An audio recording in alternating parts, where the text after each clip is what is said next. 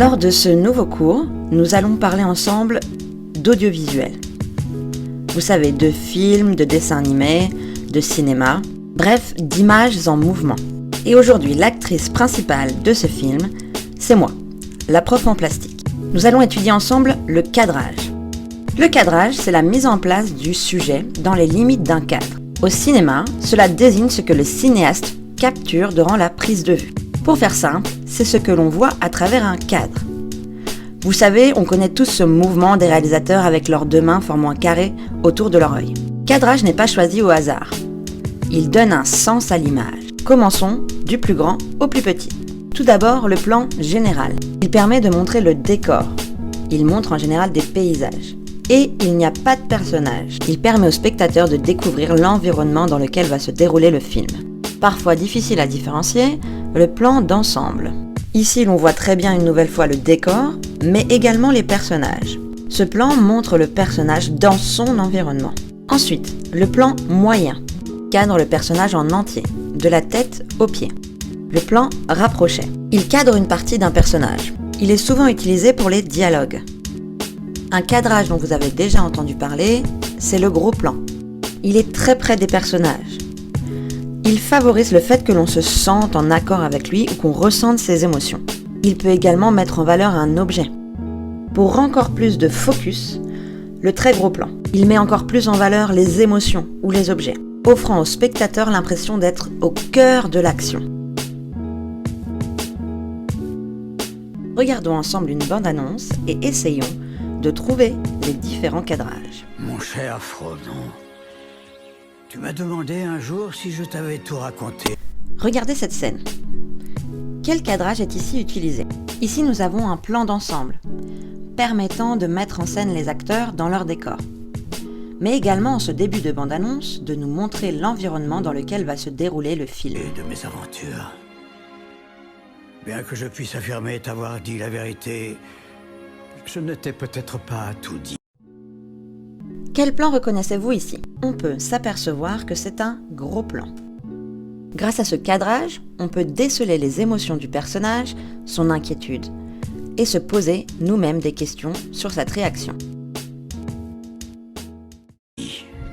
Bilbon Saké, je cherche quelqu'un pour prendre part à une aventure. Je ne peux pas me lancer comme ça dans l'inconnu.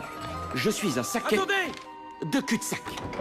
Bilbon, permettez que je vous présente Philly, Kili, Oin, Gloin, Doualin. Avez-vous remarqué que le cadrage est exactement les mêmes pour chaque personnage présenté ici ?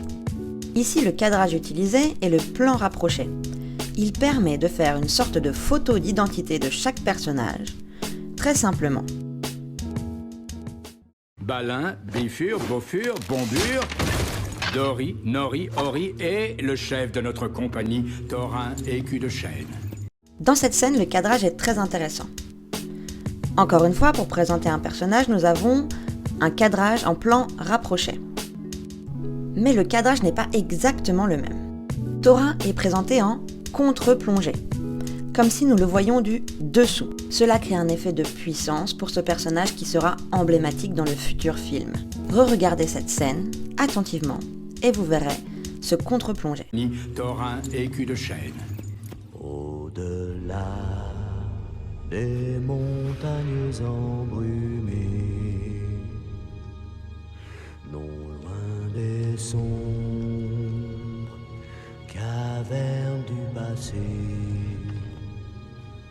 les pins rugissaient vers le ciel haut et fier,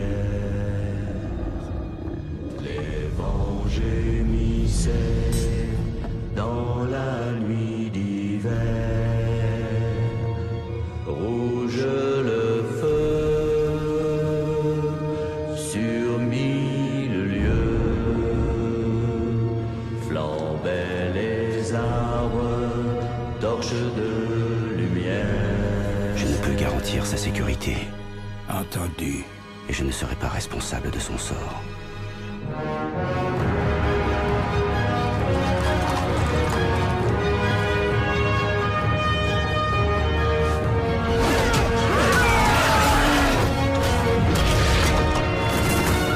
Vous aurez quelques histoires à raconter quand vous reviendrez. Promettez-vous que je reviendrai? Non. Et si vous revenez, vous ne serez plus le même. Je m'appelle Bilbon Saquet. Saké, qu'est-ce qu'un saké, mon précieux?